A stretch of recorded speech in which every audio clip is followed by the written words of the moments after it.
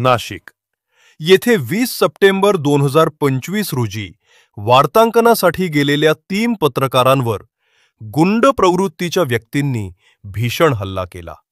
Zee 24 तासचे bureau chief Yogesh खरे, साम टीव्हीचे bureau chief Abhijit Sonawane व पुढारी न्यूजचे ब्युरो चीफ किरण ताजने यांच्यावर स्वामी समर्थ केंद्राजवळील पार्किंगवर दगडफक, लाथाबुक्के आदींनी मारहाण करण्यात आली।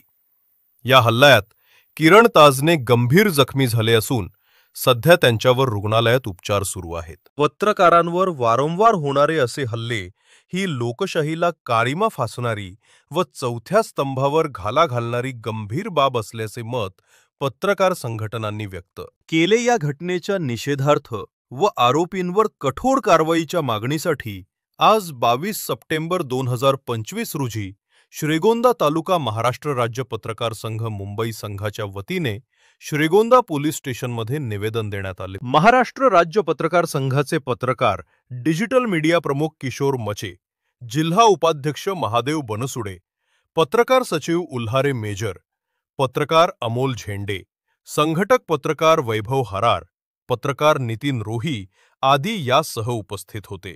जिल्ह्यातील त्र्यंबकेश्वर या ठिकाणी इलेक्ट्रिक मीडियाचे रिपोर्टर योगेशजी खरे, अभिजित सोनवणे, किरण ताजने हे त्र्यंबकेश्वर या ठिकाणी वार्तांकन करण्यासाठी गेले असता तेथील काही हल्लेखोरांनी या पत्रकारांवर भ्याड हल्ला केला। त्याच्यामध्ये ते गंभीर जखमी झाले।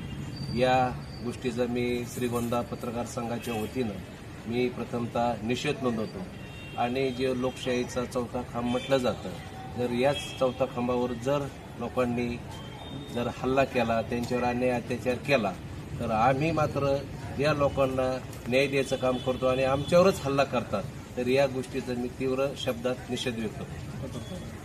त्यांच्यावर तरी पोलीस प्रशासनाने या हल्लेखोरांना तात्काळ शोधून त्यांना अटक करून त्यांच्यावर कठोरात कठोर कारवाई करावी अशी मी विनंती करतो आणि पत्रकार संरक्षण कायद्यानुसार त्यांच्यावर गुन्हा दाखल झालाच पाहिजे आणि त्यांना अटक झालीच पाहिजे। त्यांच्यावर पोलिसांनी, पोलीस प्रशासनाने कारवाई करावी अशी मी विनंती करतो।